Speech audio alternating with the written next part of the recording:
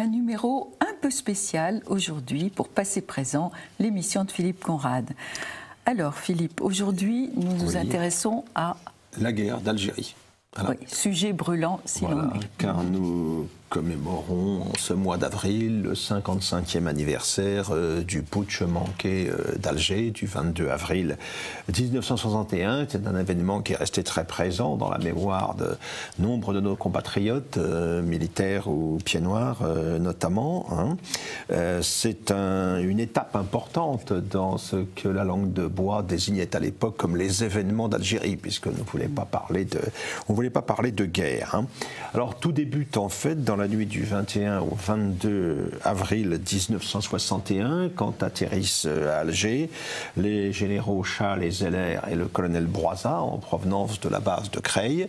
Ils viennent là pour prendre en main l'insurrection qui se prépare. Qui sont-ils? Général Charles, ancien commandant en chef en Algérie, l'homme des opérations jumelles qui ont permis de vaincre militairement sur le terrain le FLN au cours des années précédentes. Général Zeller, ancien chef d'état-major de l'armée de terre.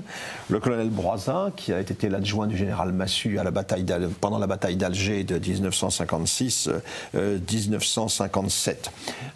Pourquoi sont-ils là? Parce qu'ils veulent conserver l'Algérie à la France. Alors que s'est-il passé au cours des années précédentes? On se souvient de l'élan du 13 mai 1958, de la fraternisation sur le forum, des promesses du général de Gaulle venu dès le début du mois de juin à Alger alors qu'il vient d'être investi comme chef du gouvernement, quant au maintien de l'Algérie française, les discours d'Oran, de Mostaganem, etc. Ensuite, on sait ce qu'a été l'évolution du général de Gaulle, septembre 59, il emploie le terme autodétermination, qui évidemment suscite des inquiétudes, puisque l'année précédente, l'Algérie avait voté massivement pour l'Algérie française. Donc, des inquiétudes à partir de l'automne 59. Janvier 60, c'est la crise des barricades à Alger. Pendant une semaine, les militants de l'Algérie française, les étudiants, tiennent tête aux forces de l'ordre. Ensuite, à la fin de 1960, c'est le voyage de Gaulle en Algérie, la tournée des popotes, mais au cours duquel des grandes manifestations pro-FLN finalement vont quand même se dérouler. De Gaulle, en novembre 60, parle de l'Algérie algérienne. Il y a une évolution dans le discours, évidemment, qui apparaît de plus en plus inquiétante aux tenants de l'Algérie française, qui vont accuser le général, évidemment, de duplicité et s'inquiéter vivement pour l'avenir. C'est dans ce contexte-là qu'avait être mis sur pied un plan qui a été préparé par ce que l'on a présenté comme un soviet de colonels dispersés dans diverses garnisons, Argout et Garde à Metz, Broissa à Chalon-sur-Marne, Godard à Nevers, Dufour en Forêt-Noire, plus le groupe réuni autour du général Faure à Paris, ce qu'on appellera le complot de Paris, avec comme chevalier ouvrière le colonel Lacharoy qui est à l'école supérieure de guerre. Du côté des civils, il y a le comité de Vincennes qu'a lancé Jacques Soustel et dont est proche Georges Bidault. Il y a d'autres militaires comme le colonel de Blinière qui va être aussi une cheville ouvrière de l'affaire et qui est lié au lieutenant de Gueldre du premier REP qui va être ensuite l'une des figures les plus en vue de l'OAS. Alors tout cela se met en place, se pose la question du chef. Alors évidemment on pense à Massu, l'ancien patron de la 10e division parachutiste, le vainqueur de la bataille d'Alger, extrêmement populaire chez les Européens d'Algérie, mais il a été écarté en 1960, enfin tout du moins déplacé en 1960. C'est ce qui a entraîné d'ailleurs les émeutes de la semaine des barricades. Et Massu, ancien de la 2e DB, vieux gaulliste, évidemment, ce n'est pas l'homme qui va se dresser contre l'autorité du général de Gaulle. On pense au maréchal Juin, mais il est pied noir, certes, favorable à l'Algérie, l'Algérie française, mais il est quand même déjà trop âgé. Le général Salan, qui a commandé lui aussi en Algérie entre 56 et 58, est jugé trop politique. On se souvient, pendant son commandement, il y avait eu l'attentat du bazooka qui le visait parce qu'on le suspectait d'une proximité avec la gauche alors au pouvoir au lendemain des élections de 1956. Alors celui qui va s'imposer, eh bien c'est le général Schall qui a conduit, qui a organisé les fameuses opérations jumelles et pierres précieuses qui ont permis sur le terrain d'écraser à peu près complètement les troupes du FLN. On peut considérer qu'en 1960, après notamment la mort d'Amirouche, qui tenait certaines régions de Kabylie, la vallée de la Soumam, eh bien on peut considérer que la rébellion est militairement vaincue. Elle a échoué dans le terrorisme urbain à l'époque de la bataille d'Alger et elle a été battue ensuite sur le terrain. Donc Schall en tire un grand prestige, mais en même temps Schall il est résolument légaliste. C'est une personnalité d'envergure. Il s'est retrouvé après avoir quitté son commandement en Algérie, commandant en chef Centre-Europe de l'OTAN. Il va donner sa démission étant donné l'évolution des positions du général de Gaulle sur l'Algérie, et puis il sera convaincu ensuite par le général Jouhaud, général d'aviation pied noir, de se rallier à l'affaire qui se prépare. En même temps, il est très attaché au respect de l'ordre républicain. Alors en tout cas, quand le 30 mars, on annonce l'ouverture de négociations à Évian, eh bien c'est le signal qui va faire basculer les choses. L'insurrection maintenant devient inévitable. Sur quelle force va-t-elle s'appuyer? Les commandos de l'air du commandant Robin, le premier régiment étranger de parachutistes, régiment extrêmement prestigieux, dont le chef, le colonel Jean-Pierre, a été tué en 58 au combat. Le premier rep, c'est vraiment, on peut dire, le chouchou des Algérois. Celui qui le commande à ce moment-là, c'est le commandant Élie Denoy de Saint-Marc, qui sera l'un des acteurs principaux du putsch, figure particulièrement respectée et qui sera ensuite totalement réhabilité au cours des dernières années qui ont précédé sa mort. Avec lui de jeunes capitaines, le capitaine Sergent, le capitaine de la Bigne. Il y a le 1er régiment étranger de cavalerie du colonel de la Chapelle, le 27e régiment de dragons du colonel Pugat, les 14e et 18e régiments de chasseurs parachutistes des colonels Masselot et Lecomte, entièrement composés au niveau de la troupe d'appelés, mais qui vont marcher dans le putsch. On compte beaucoup sur le colonel Brottier qui, à Sidi Bel Abbès, commande la Légion. Et les organisateurs sont plutôt confiants. Et encore une fois, je le répète, Schall... pour lui, il ne s'agit pas d'une action tournée contre la République. En fait, ce qu'ont prévu les généraux, c'est un conseil supérieur de l'Algérie avec ce quatuor de généraux qui vont prendre les affaires en main, c'est-à-dire Schall, Zeller, Jouhaud et Salan.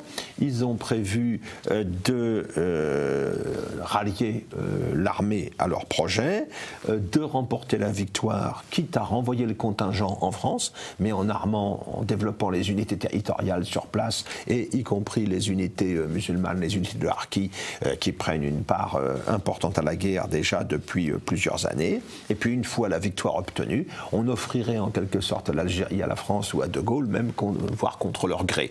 Ce n'était pas une vue des choses qui était particulièrement réaliste, d'autant que les forces politiques en métropole susceptibles de se joindre à une affaire comme celle-là restaient quand même limitées. Il y avait bien une opposition anti-gaulliste civile avec certains indépendants, avec des hommes comme Soustel ou Bidault, par exemple. C'était sans doute un peu court pour mettre en danger l'autorité du général de Gaulle, du fondateur de la Ve République. En plus, on ne faut pas trop compter sur l'extérieur. Du côté de l'OTAN et de la CIA, on n'est pas du tout prêt à suivre une opération de ce genre, même si on n'est pas trop mécontent de mettre de Gaulle en difficulté, éventuellement. L'Espagne a accueilli un certain nombre d'exilés qui ont pu préparer leur retour en Algérie. oui, mais l'Espagne de Franco se veut extrêmement prudente aussi dans cette affaire. Le seul pays qui semble approuver un peu sans réserve, c'est l'Afrique du Sud. L'Afrique du Sud de l'apartheid, ce qui est quand même, c'est quand même bien peu. Hein. En tout cas, quand De Gaulle a appelé le 11 avril à une association entre la France et l'Algérie indépendante, c'est évidemment la goutte d'eau qui a fait déborder le vase, et désormais l'inévitable allait se produire. Donc dans la nuit du 21 au 22, tout a été préparé dans la journée précédente par les chefs de l'insurrection. Tous les objectifs sont pris, hein, à l'initiative notamment du colonel Godard et du capitaine Bate. Alger est sous contrôle avec les commandos de l'air de Robin, avec 3 compagnies du REP. On a arrêté un certain nombre de personnalités, le délégué général Morin, le ministre des Transports Buron qui était de passage par là, le général Vézinet, le général Gambiez qui avait été nommé commandant en chef en Algérie peu de temps avant. C'est là que se situe l'échange fameux. On arrête le général Gambiez et qui s'indigne. De mon temps, on n'arrêtait pas les généraux. Et le lieutenant qui s'en charge de lui dire, de mon temps, les généraux ne trahissaient pas. Alors, vous avez cependant, même si les aéroports ont été bloqués, même si les télécommunications ont été interrompues, le délégué Morin, avec un simple téléphone personnel, peut prévenir quand même Paris de ce qui se passe. Et puis ensuite, il faut voir ce que ça donne en termes de ralliement, parce que Charles, il va passer son temps au téléphone le 22 avril. Pour savoir quelle va être l'ampleur des ralliements à sa cause. Alors le général Gouraud à Constantine hésite, il prend des distances, puis il accepte, et puis après il ne marche plus non plus, parce que ses généraux de corps d'armée ne le suivent pas.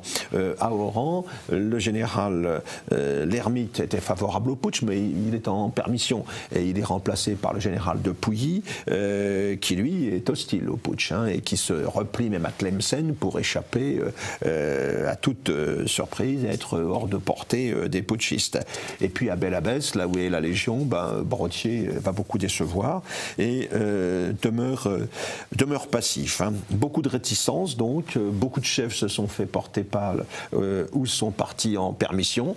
Dans le meilleur des cas, ils ont pris leurs troupes sous la main et ils sont partis dans le Djebel pour casser du Félaga.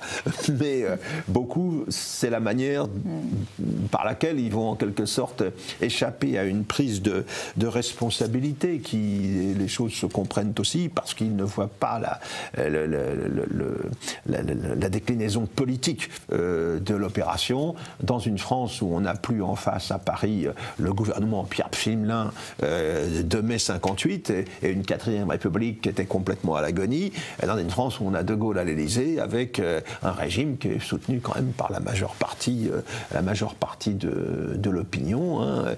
Les choses sont un peu différentes, ce qui explique évidemment certaines hésitations. Alors plusieurs unités vont se rallier, hein. 2 régiments étrangers d'infanterie, un régiment de cuirassiers, la 13e DBLE, le 6e régiment de chasseurs d'Afrique, une brigade de fusiliers marins. Le général d'aviation Bigot va rallier l'opération, mais ça ne suit pas, il va se retrouver tout seul. Hein.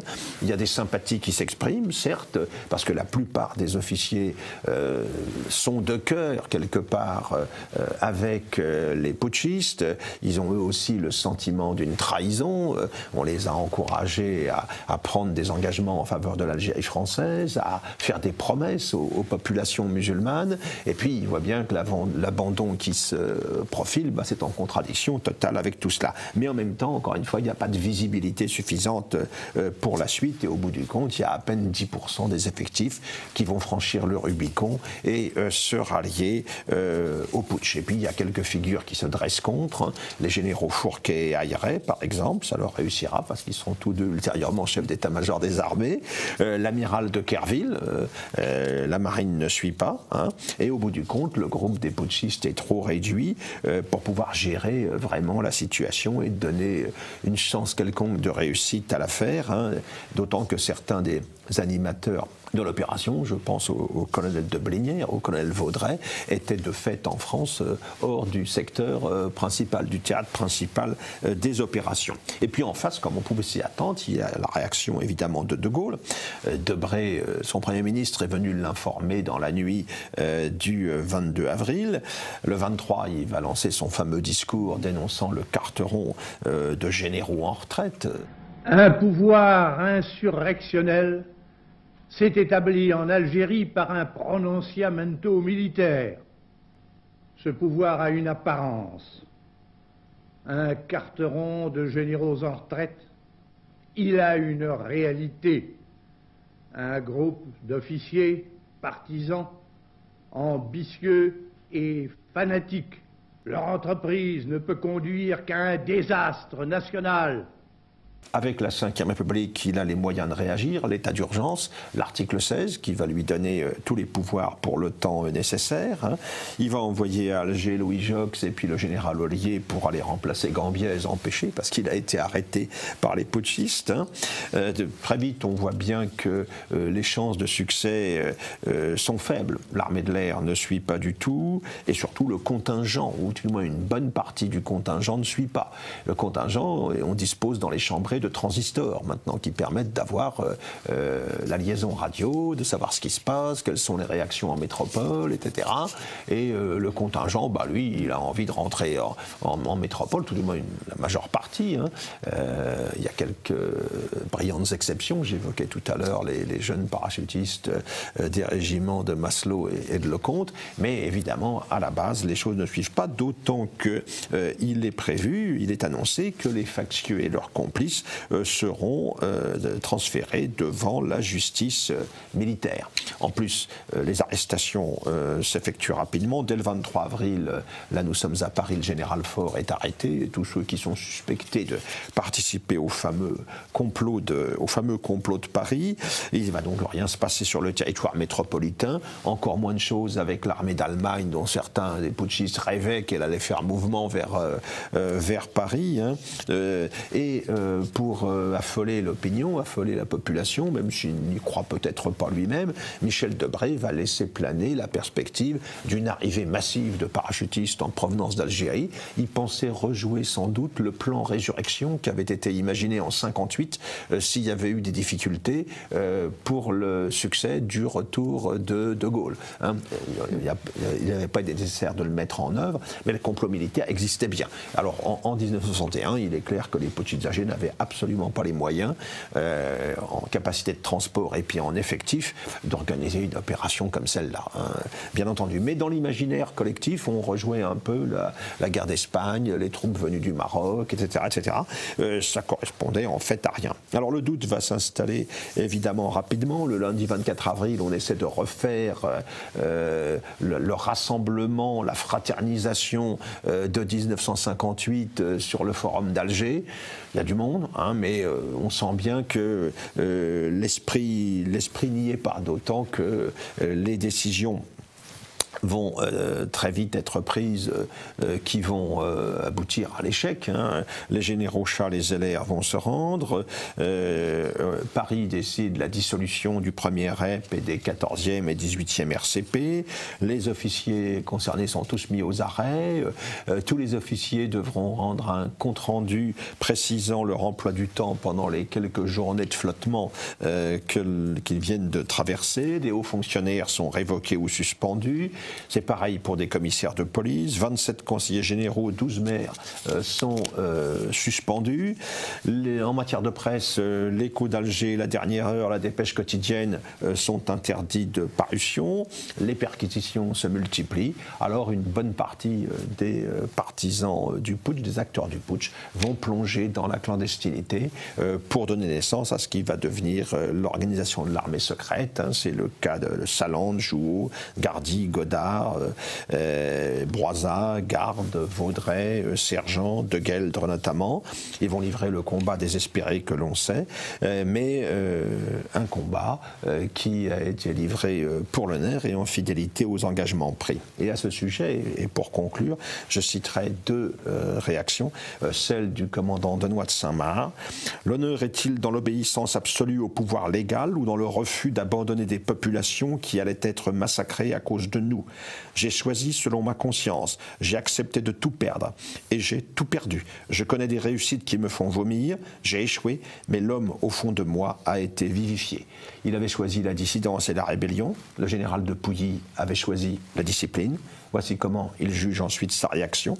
J'ai choisi la discipline, mais choisissant la discipline, j'ai également choisi avec mes concitoyens et la nation française la honte d'un abandon. Et pour ceux qui, n'ayant pas supporté cette honte, se sont révoltés contre elle, l'histoire dira peut-être que leur crime est moins grand que le nôtre. Merci Philippe.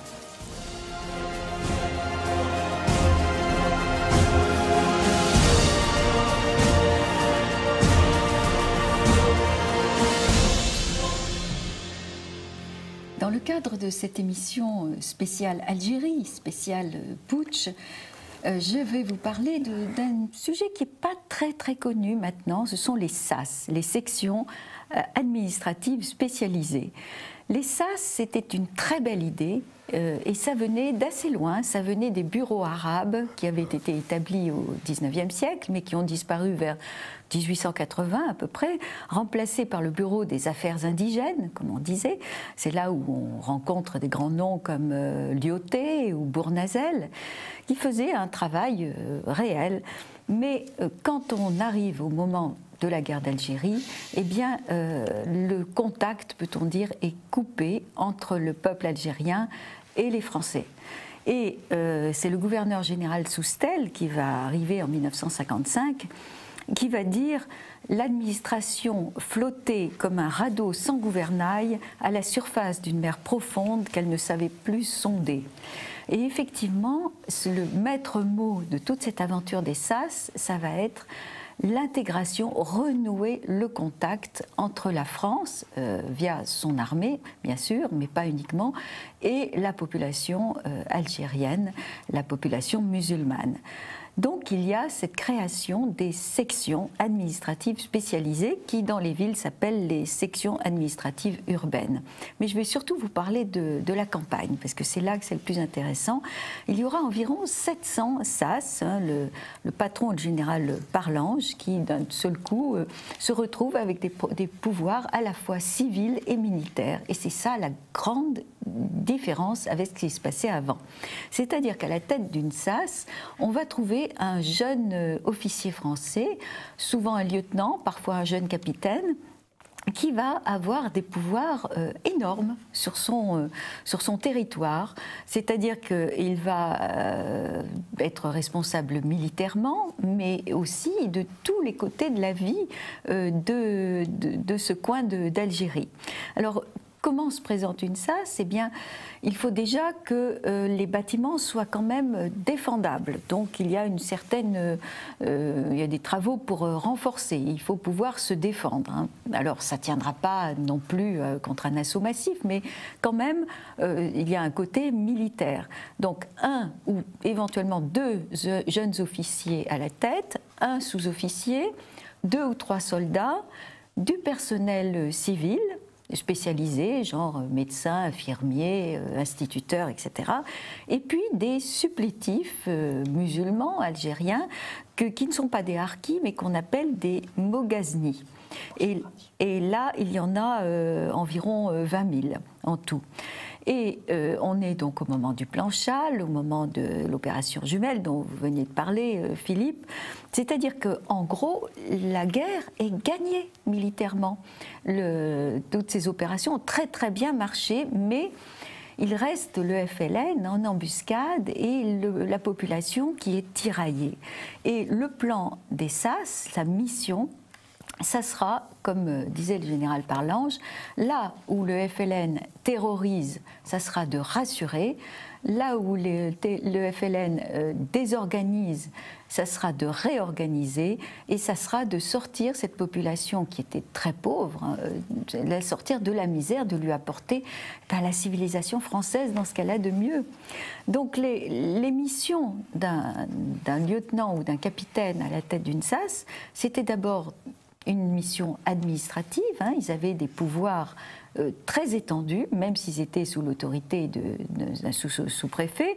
Ils avaient des pouvoirs d'officiers d'état civil, ils pouvaient nommer des maires locaux, des maires musulmans, des caïds, et c'était pas évident de les persuader de bien vouloir accepter cette charge, parce qu'il y avait une menace de mort réelle. Et il va y avoir d'innombrables cas où ces malheureux qui voulaient travailler avec la France, se sont fait assassiner pendant la nuit. Il y a un pouvoir de police, il y a une petite prison dans la SAS. Il y a bien sûr un pouvoir militaire. L'Algérie va être quadrillée par ces SAS qui vont faire un travail, en particulier de renseignement, remarquable. Remarquable, parce qu'ils vont faire d'abord un recensement. On ne savait pas très bien où était cette population qui pouvait éventuellement bouger, se déplacer. Là, il y a un recensement. Les personnes sont identifiées, elles ont des cartes d'identité. Et évidemment, avec les supplétifs musulmans, le renseignement est beaucoup plus facile parce que ce sont les gens du coin, donc ils savent tout ce qui se passe. Alors avec bien sûr aussi de la désinformation, parfois une certaine complicité, parfois des doubles jeux, parfois des gens qui ont peur et qui démissionnent avant de se faire assassiner. Bon, tout ça est humain et le lieutenant qui dirige la SAS doit gérer tout ça. Il y a surtout un gros travail avec la population civile. D'abord, la création d'écoles. Il y aura 800 écoles qui sont créées, qui vont accueillir 70 000 enfants qui jusque-là n'auraient pas été scolarisés. Alors les instituteurs, ce sont souvent des appelés qui sont instituteurs dans le civil en France et qui vont faire un très très bon travail. Il y a un côté sanitaire avec un médecin. Il n'y a pas assez de médecins, mais il y a un médecin qui passe toutes les semaines et on va arriver à 1 million de consultations médicales avec des infirmiers qui, eux, restent là. Et le dispensaire est ouvert toute la semaine. Donc ça, les populations locales apprécient beaucoup. Il y a aussi un travail avec les femmes, parce que l'officier à la tête du SAS a sa femme la plupart du temps, et même ses enfants. Et les femmes vont être accueillies dans des ouvroirs, on va leur apprendre des notions d'hygiène essentielles, on va leur apprendre aussi à coudre, elles vont beaucoup apprécier parce qu'elles sortaient jamais de chez elles jusque-là. Et puis surtout, il y a une politique de grands travaux. Aider par l'armée quand il faut, trouver de l'eau, creuser des puits, faire des routes, et puis bâtir des villages. Il y a le plan 1000 villages qui était en très bonne voie d'achèvement.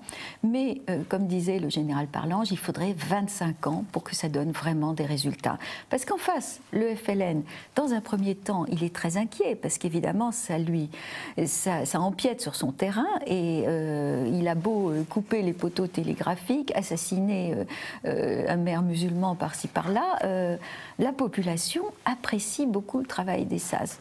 Alors je voudrais terminer par deux exemples. Un lieutenant qui s'appelait le lieutenant Yves Schoen, qui a été tué le 18 février 1959. C'était le beau-frère du commandant Denoy de Saint-Marc, et c'était un jeune officier ardent, très catholique, quelqu'un vraiment très bien, qui voulait vraiment, qui croyait à cette mission. Il parlait arabe et il va être tué dans un accrochage. Il va mourir d'ailleurs en disant en arabe « je meurs ». Et Denoy de Saint-Marc lui rendra bien sûr hommage. À ses obsèques, il y avait de l'ouvrier, et ça sera déjà le frémissement du putsch, parce que beaucoup d'officiers se diront « il est mort pourquoi finalement ce beau lieutenant ?» Et on sent déjà une colère qui monte contre la classe politique française. Et puis l'autre exemple que je vais prendre pour terminer, c'est un exemple personnel. C'était mon oncle, le capitaine André Montagnier, qui dirigeait la SAS d'Augaz, lequel il a fait un travail formidable, en particulier de grands travaux. Il va lui aussi être condamné à mort par le FLN. Il va avoir plus de chance, c'est son chauffeur qui va être tué à sa place un jour où il a dit à son chauffeur, « Oh, t'es trop lent, pousse-toi de là, c'est moi qui conduis la Jeep. » Et c'est le chauffeur qui va prendre une balle dans la tête. Il y aura des menaces sur sa famille aussi, qu'il va être obligé de renvoyer en France et de cacher. Mais en tout cas, le travail qu'il a fait eh bien, était de réelle qualité. Et je voulais lui rendre hommage, ainsi qu'à tous les autres officiers des SAS qui avaient fait une œuvre qui aurait pu, ça aurait pu marcher. Mais il y a une lassitude en France, il y a, disons-le, la trahison de la classe politique. Et donc, ça se termine, comme on le sait, avec une immense amertume. Il y aura 74 officiers de SAS tués, plus de 600 supplétifs musulmans. Mais c'était une belle œuvre et ça méritait de leur rendre hommage aujourd'hui.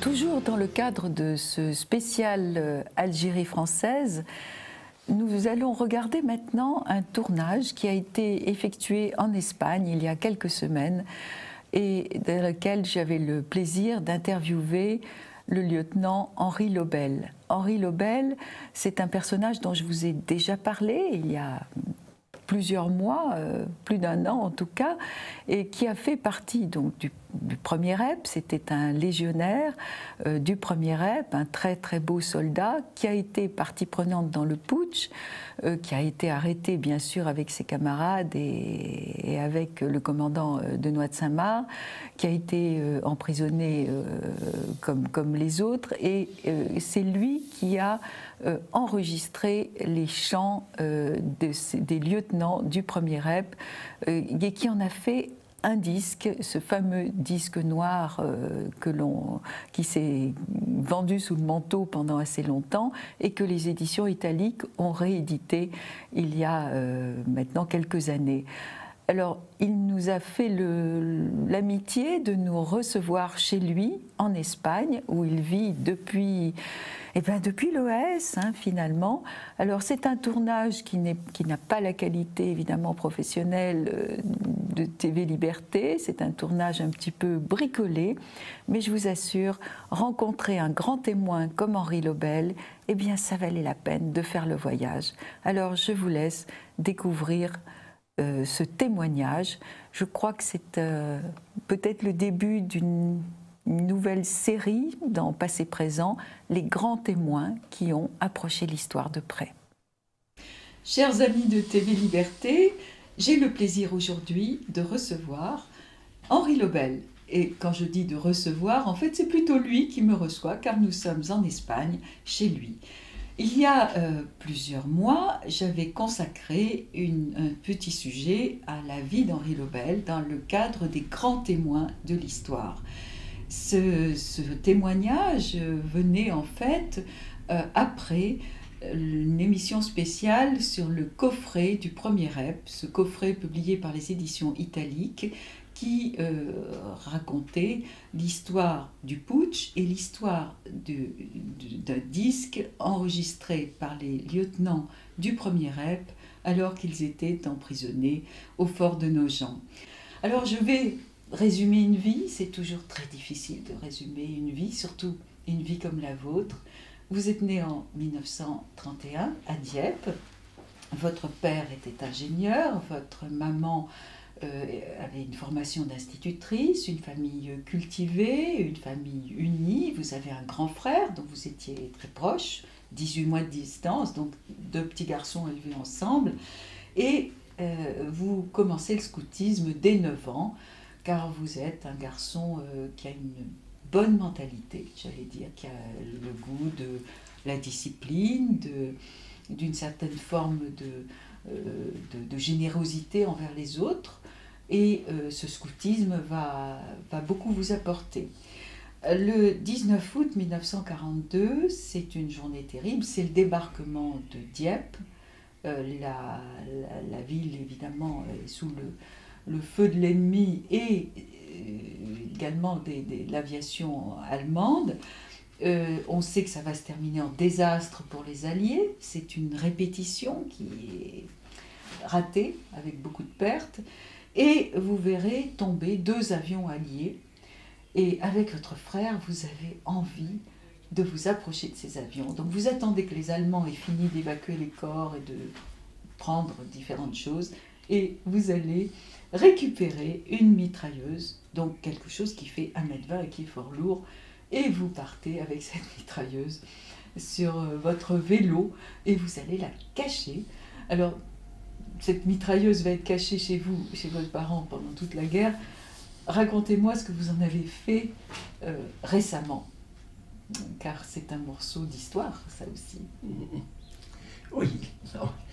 Et c'était en 2012, donc 19 août 42, 19 août 2012, les 70 ans anniversaire du débarquement, de l'essai de débarquement de Dieppe, et ça a été fêté en grande pompe à Dieppe. Et moi qui ne m'étais pas rapproché de Dieppe depuis des années par circonstance, à l'occasion, j'ai pensé que c'était le moment d'offrir cette mitrailleuse au musée mémorial du débarquement de Dieppe. Et donc, je suis allé à Dieppe. C'était un grand plaisir, une grande émotion d'offrir cette mitrailleuse au musée où depuis elle figure. Et où nos téléspectateurs peuvent aller la voir. Il y a une pensée pour Henri Lobel. D'autant qu'on avait la commandanture à l'époque qui était à quelques centaines de mètres de la maison, et c'était pas évident. La guerre est terminée, vous avez une vingtaine d'années. Vous avez raté le moment d'entrer à Saint-Cyr. Or, depuis toujours, votre envie, c'est d'être officier de Légion. Pardon de vous interrompre, c'est pas venu comme ça. C'est que, étant en pension à Montauban, je suis rentré dans une troupe d'éclaireurs.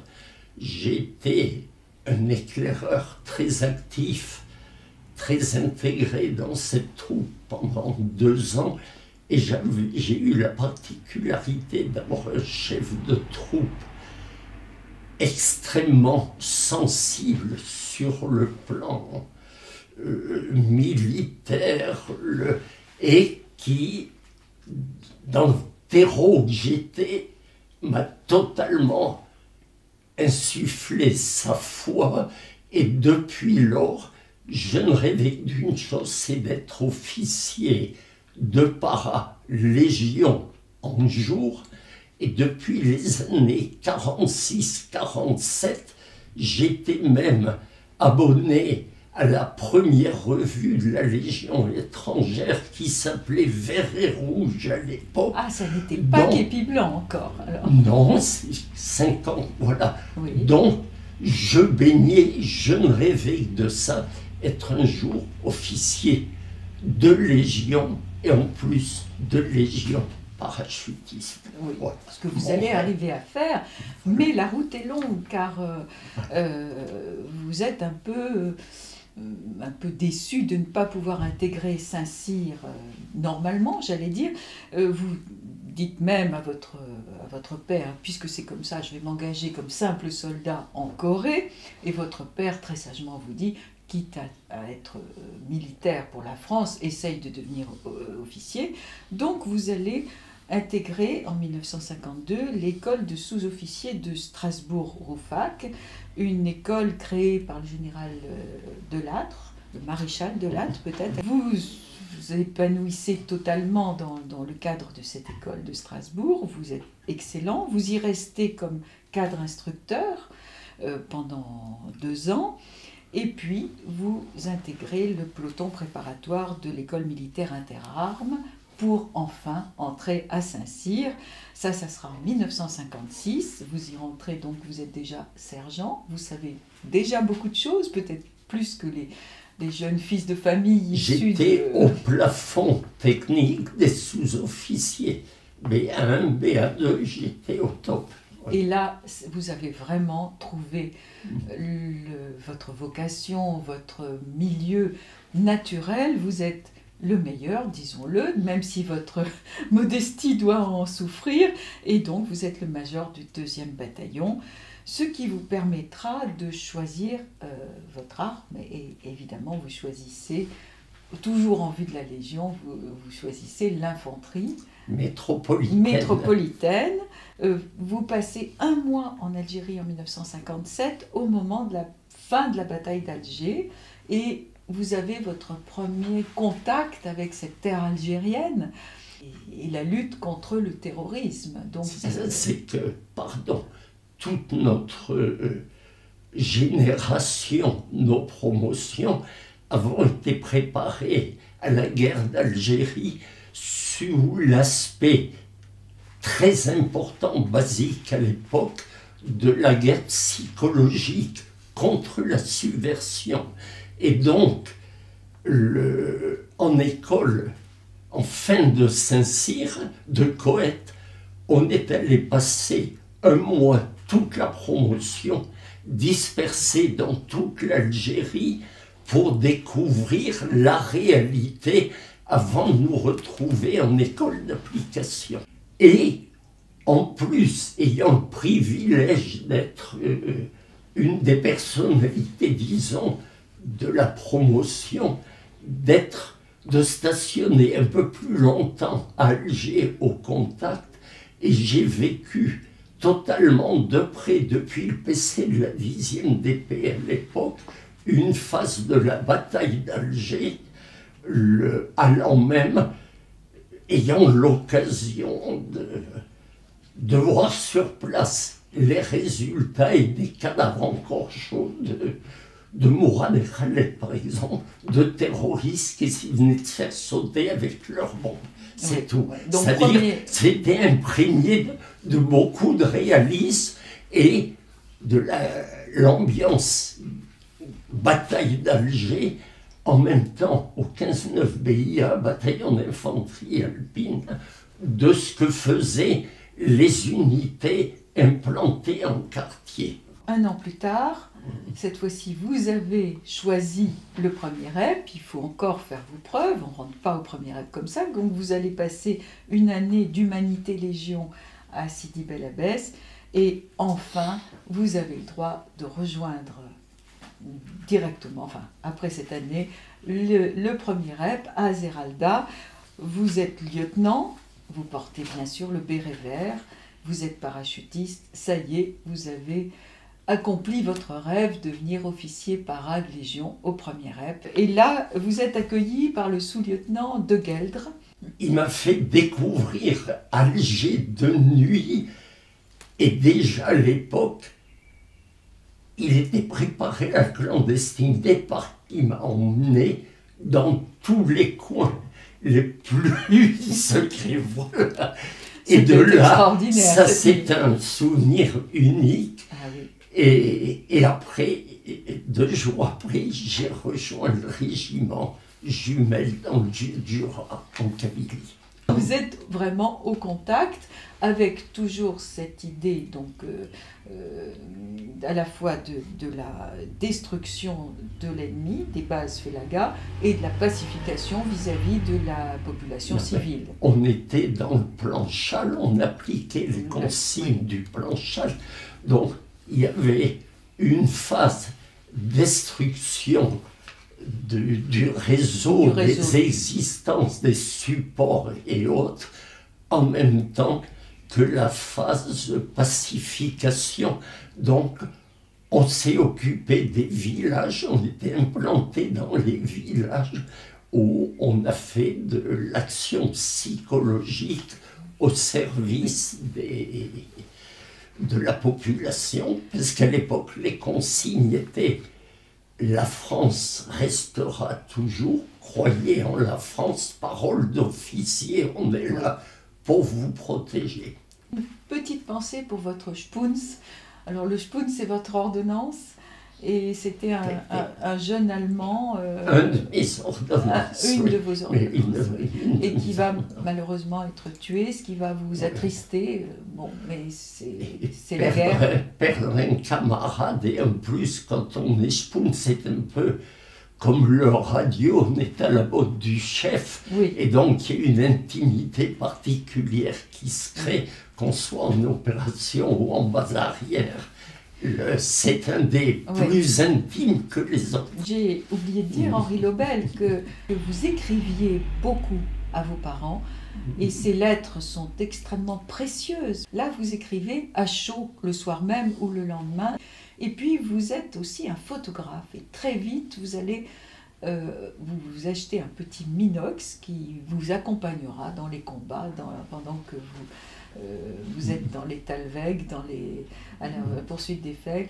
On va arriver très vite au putsch. Vous en êtes. Le premier rep, bien sûr, en est. Un mot, un souvenir sur ce putsch. Vous arrêtez un général, je crois. J'étais dans certains cas le responsable de la section de jour de la compagnie de jour, et comme tel, j'ai rempli certaines missions. Donc, j'ai gardé le général de corps d'armée Vésinet, j'ai embarqué à l'aéroport et assisté à la fouille d'un ministre, d'un préfet, etc. Et quand après, dans les prisons, on nous a demandé de faire un compte-rendu de nos activités, comme bon militaire, parce qu'à l'époque je marchais au garde à vous, j'ai fait un compte-rendu honnête et fidèle, j'ai raconté les missions que j'avais accomplies. Et là, ça va vous jouer un sale tour, cette honnêteté. Le lieutenant Henri Lobel va être marqué par la justice. Donc vous vous retrouvez bien sûr au fort de Nogent comme les autres. Et c'est là que sera, grâce à vous, enregistré ce disque qui est extraordinaire, parce que vous allez chanter, vous allez parodier De Gaulle, enfin il va se passer plein de choses. Mais vous êtes un peu dans le collimateur de la justice, parce que justement vous avez trop dit la vérité, donc vous allez attendre plusieurs mois avant d'être fixé sur votre sort. Finalement, l'armée, dans sa grande mansuétude, veut bien vous réintégrer, mais alors tout à fait dans un autre corps. Évidemment, le premier rep est dissous, et vous voilà donc chasseur alpin. Tous les camarades ont été repris à Nogent, les camarades lieutenants. Évidemment, nos capitaines étaient ailleurs, au fort de Fresnes et d'autres. Mais je suis resté seul au fort de Nogent, où j'ai profité pour retravailler au disque, etc. Mais eux repartis réaffectés. J'étais moi affecté pour 3 mois, mis en état statutaire provisoire, en attendant la décision du ministre. De justice, oui. Or, pendant cette période, non seulement j'ai travaillé au disque à une mémoire du régiment, mais en même temps, je m'occupais des camarades en prison, j'ai vendu un autre disque, et les camarades dans la clandestinité m'ont confié une mission, et j'ai une région militaire à travailler, et j'ai passé 3 mois dans ce domaine. C'est-à-dire que quand le ministre, fin novembre, m'a repris, je n'étais plus lieutenant au garde à vous, qui marchait au garde à vous. L'armée a mal fait, parce qu'elle a fait une discrimination, alors que j'ai agi ni plus ni moins que les autres camarades remplissant les missions qui m'avaient confiées. L'armée m'a traité différemment. Oui. Et je pense que c'est une erreur de commandement.